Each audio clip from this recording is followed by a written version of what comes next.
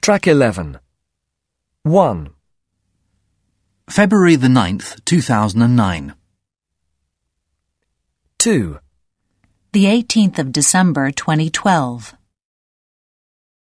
3, The 9th of February 2006. 4, 53882017. 5, 54999-420. Track 12. 1, 1760. 2, 763-0029. 3, 30. 4, 50. 5, 1860. 6, 15. 7, 1550. 8, 80. 9, 13. 10. 2016. Track 13. 1, Some of the first more advanced mobile phones were introduced into high street shops in December 2006, just before Christmas. 2, It would not be true to say that he rode a bicycle from the age of 4 to 40, because when he was 14 he broke his leg, which meant he didn't ride for at least 12 months. 3, The company forecast that by 2014 there will be at least 120 billion children buying their computer game, an increase of about 19%, which is not as much as they had hoped for. 4, The first satellite was launched in 1958, and there are probably now over 150 still in operation.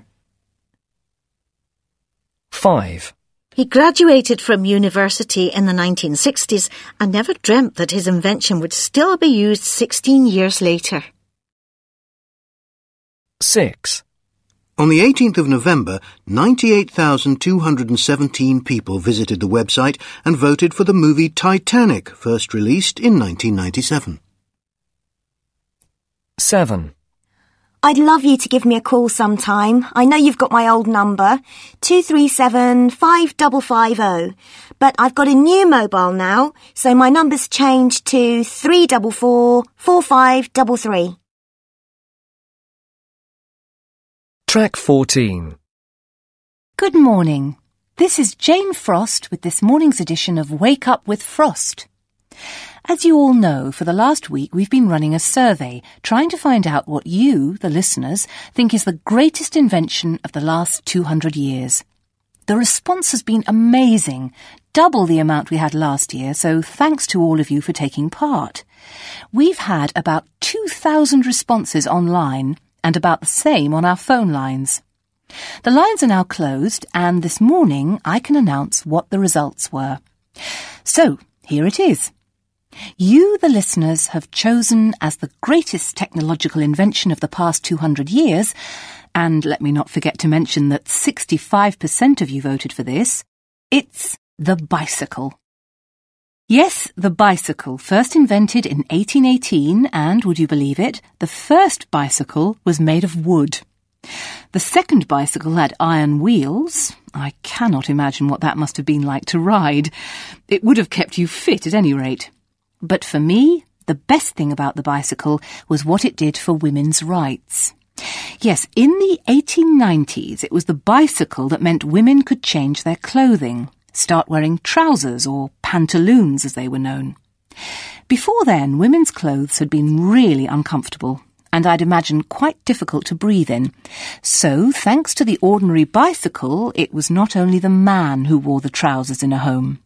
Instead, women could now feel far more equal to their male contemporaries. And I'm sure you'll agree, the bicycle is a great way to get regular exercise, and of course, it's much better for the environment.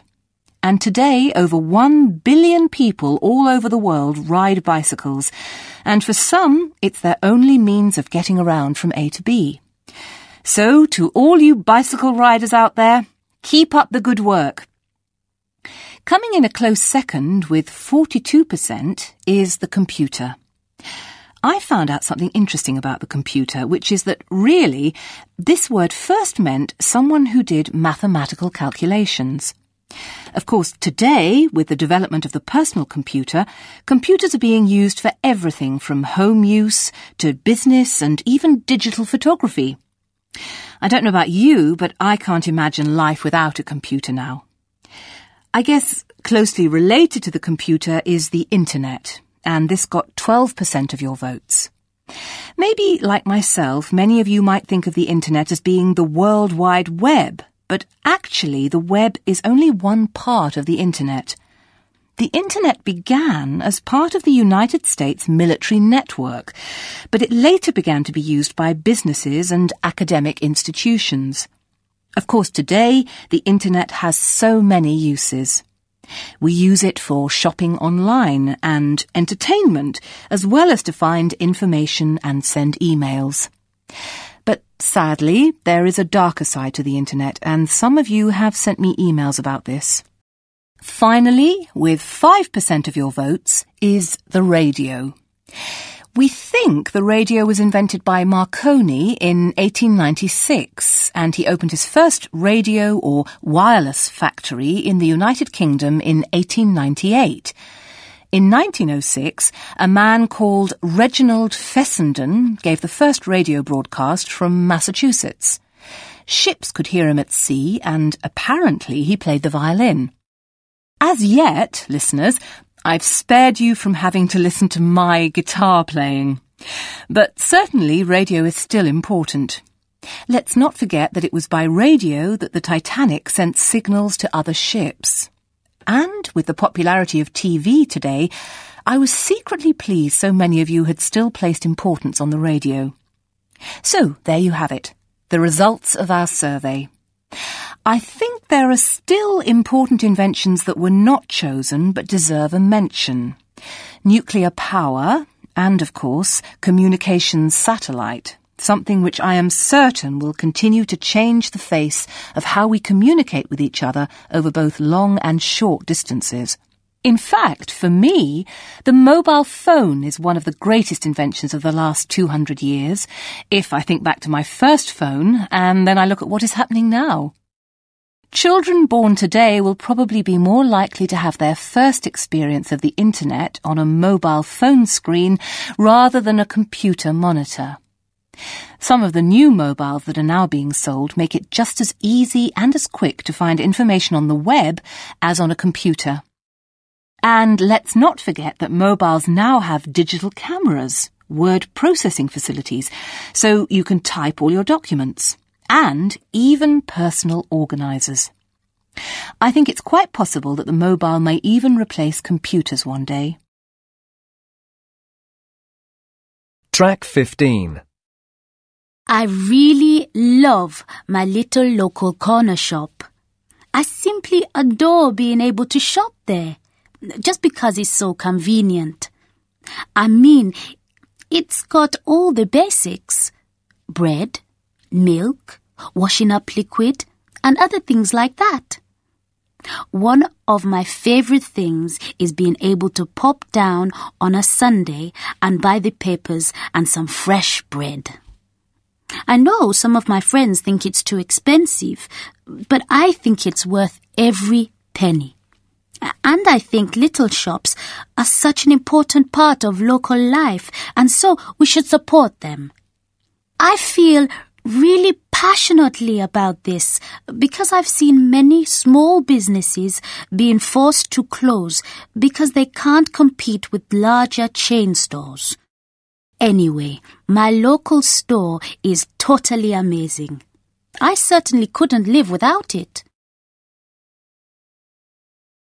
Track 16. Well, I usually try and shop at smaller shops as much as possible. If I'm perfectly honest, I just can't stand big supermarkets. They are so impersonal, and I really hate the long queues. There's nothing worse than having to wait in a queue, especially when you're in a hurry. It's such a complete waste of time. I'm also totally disgusted by the way in which larger supermarket chains are taking business away from smaller shops. I'm all for supporting local traders because I think they're incredibly important for the community. Track 17. Good afternoon and welcome to this special seminar on what I believe is one of the most exciting ways in which science and technology have merged, namely through what has become known as nanotechnology. While it may be true to say that many inventions in the world of technology have been large-scale, nanotechnology proves that it's possible that what is bigger will not necessarily be best. For nanotechnology involves the science and ability to create something extremely small using computer and electronic technology. If we look back at the past, we see the pocket watch as an example of this. And in its day, this watch was much admired, something small that could fit into a pocket and yet still function as well as a larger-sized watch or clock. Of course, to find a more recognisable starting point for nanotechnology, we need to look at the world of electronics. Certainly, electronics clearly showed that smaller was better. In fact, the smaller the electronic gadget, the more effective and useful it is. Now, those of you who attended my lecture on electronics last week will remember that I spoke about how earlier radio technology was quite awkward and difficult to operate. Then, after World War II, the transistor was developed, which changed the face of radio. This involved a series of electronic switches that could be placed on a board no bigger than a postage stamp. This meant that an entire electronic circuit could be built in a much smaller area. Naturally, this was not only faster, but it also saved space and, more importantly, energy. For those of you who are interested in the transistor, come speak to me afterwards and I'll give you a copy of my handouts from last week. But moving on with the subject of today's talk, the development of the electronic chip meant that we began to use terms like microchip, and in doing so place importance on its size being vastly smaller.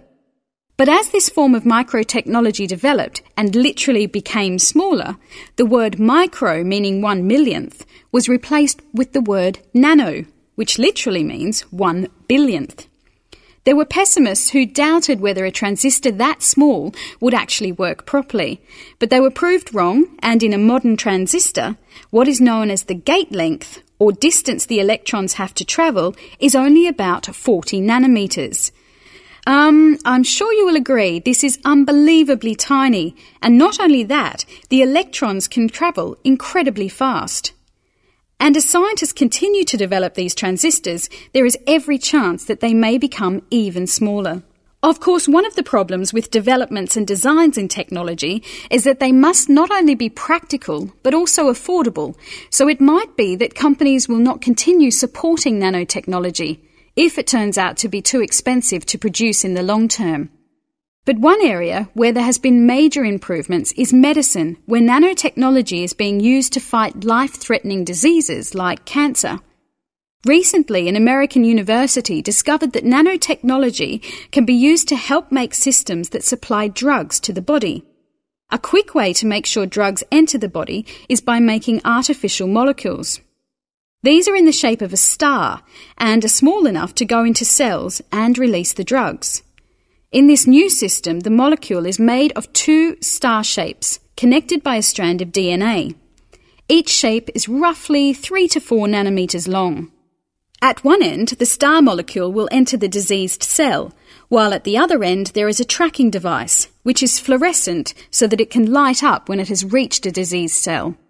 It is hoped that this will be a more effective way to fight diseases. But we must not forget that dangers will always exist in the world of technological changes. One I'd like to focus on is as yet unproven and is still the subject of much speculation. It involves the idea that a molecular machine could be built using something called an assembler. This means one machine would make another machine, but of course these machines would be operated by people. However, some scientists are concerned that there is a real future possibility these machines could replicate themselves and so no longer be controlled by human beings. But while anything in the world of chemistry is probable, I think it's highly unlikely that we could ever develop a machine capable of replicating itself. Still, if anything, it shows that nanoparticles, like any technology, should be carefully and constantly monitored. Next week, I will be looking at nanotechnology and recent developments in the field of molecular biology. I hope that you will be able to join me then. Track 18. 1, It's on the table. 2, Your phone is on the table. 3, Your mobile phone is on the table. 4, You haven't lost your phone. It's on the table. Track 19. 1, The bicycle is a great way to get regular exercise, and it's much better for the environment. 2, The Internet began as part of the United States military network, but it later began to be used by businesses and academic institutions. 3, Nanotechnology has crept into many areas of our lives. 4, Scientists are concerned that there's a real possibility that these machines could replicate themselves. 5, Next week, I'll be looking at nanotechnology and recent developments in the field of molecular biology.